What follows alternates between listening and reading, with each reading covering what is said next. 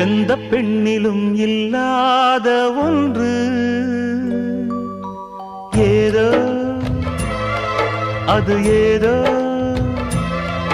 அடி ஏதோ உன்னிடம் இருக்கிறது. அதை அறியாமல் விடமாட்டேன், அதுவரை உன்னை தொடமாட்டேன்.